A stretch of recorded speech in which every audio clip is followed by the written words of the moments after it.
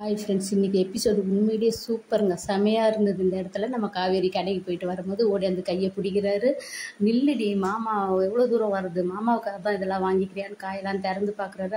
மாமாவுக்கு பிடிச்ச போல் கமரக்கட்டு கடல மிட்டாய் எல்லாம் வாங்கிக்கின்னு வந்துக்கிறேன்னு சொல்கிறாரு.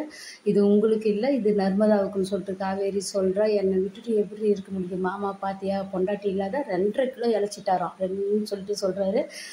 நீங்கள் 2.5 கிலோ இழைச்சிட்டிங்களா சொல்லிட்டு அவளும் புருஷன் பொண்டாட்டின்னு 2 பேருமே பேசுகிறாங்க. இந்த இடத்துல ரொம்ப க்யூட்டாக இருந்தது. பரவாயில்ல, புருஷன் ஒத்துக்கினியா, அதுவே போதும். என் பொண்டாட்டி இல்லாமல் நான் எவ்வளோ தவிக்கிறேன் தெரியுமா, எப்படி வருவேன், என் கூட வா, இல்லை அத்தை இல்லாத போது பேசுன்றாரு.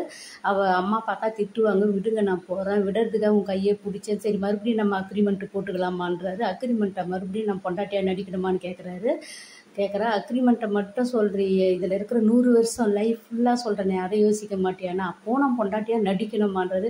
ஐயோ, இந்த மாமன் புத்தி திருத்தவே முடியல, திருத்துற போல ஒரு வழியை சொல்லன்றாரு. உங்களை திருத்தது என் வேலையான்றாரு.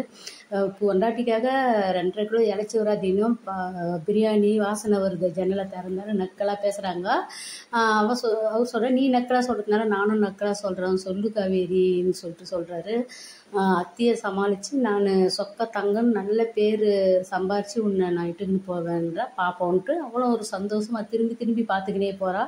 இந்த இடத்துல இந்த சீன் ரொம்ப க்யூட்டாக கொண்டாந்துருக்காங்க டைரக்டர் சார். இதை தான் வீக் ஆஃப் ஃபேன்ஸ்லாம் ரொம்ப நாளாக எதிர்பார்த்துக்கிட்டு இருந்தாங்க. இன்றைக்கி எல்லாருக்குமே ரொம்ப சந்தோஷமாக இருக்கும்.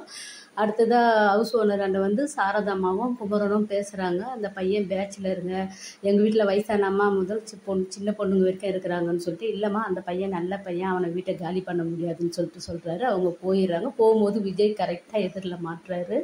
அவரும் போயிட்டு ஹவுஸ் ஓனராண்ட பேசுகிறாரு. காலி பண்ண முடியாது, அவங்களும் இருக்கட்டும், அவங்களையும் காலி பண்ணக்கூடாதுன்னு சொல்கிறாரு. அடுத்ததாக நம்ம குமரன் கடையை பற்றி பேசிக்கிட்டு இருக்காங்க.